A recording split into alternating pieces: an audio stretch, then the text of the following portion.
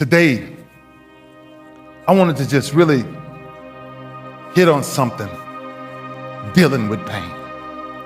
I asked my mom one day, I said, Mom, would you buy me a deck of cards?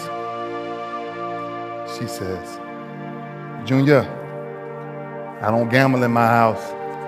Ain't no cards coming in my house. I said, Mom, I don't need them for gambling. I don't want them for gambling. I just need a deck of cards, Mom.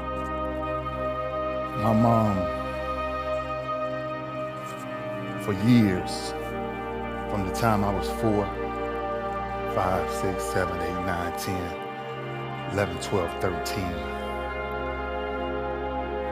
I never saw a woman take so much physical abuse than the way I've seen my mother beaten every freaking day of my life.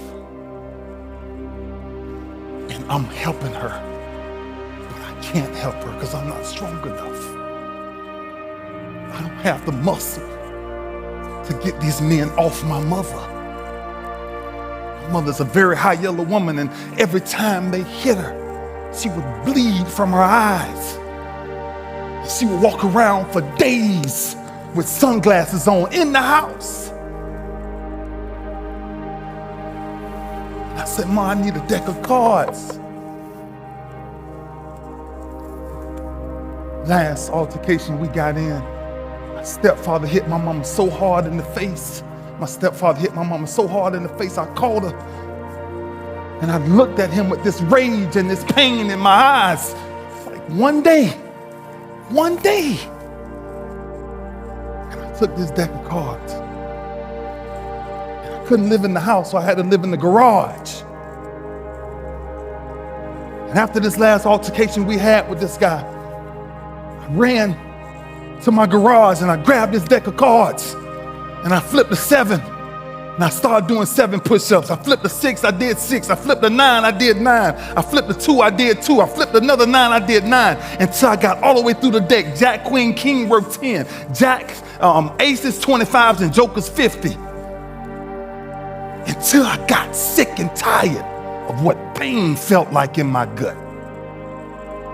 It didn't even matter to me no more, because I started shuffling them all over again, and that's when I started doing my sit-ups. Because I wanted to make sure sports wasn't the reason why I started training. It was to make sure a man never put his hands on my mama again. And I told my mama that day, Mama, no pain will ever stop me from taking care of you and my brothers and sisters. That's why I started doing what I started doing. Sports was a byproduct of what people started to see. It was the behind the scenes that was driving me crazy.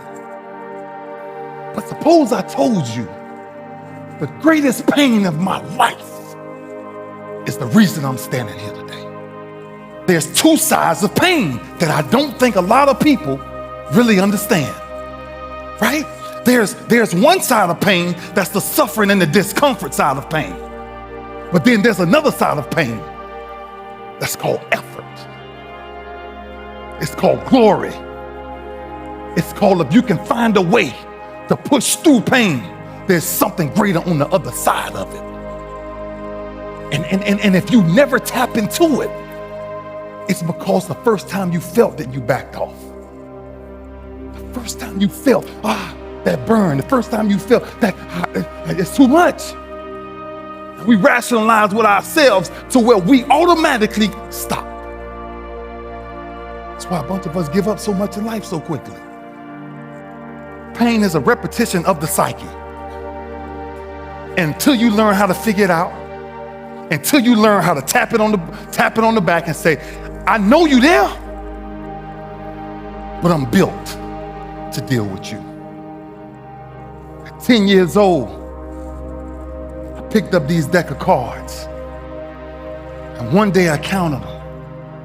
And I found out it was 52 of them in the deck of cards. 52.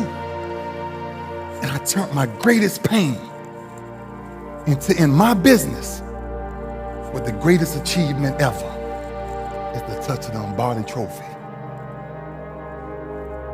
52 cards. And ironically, my number ended up being 52.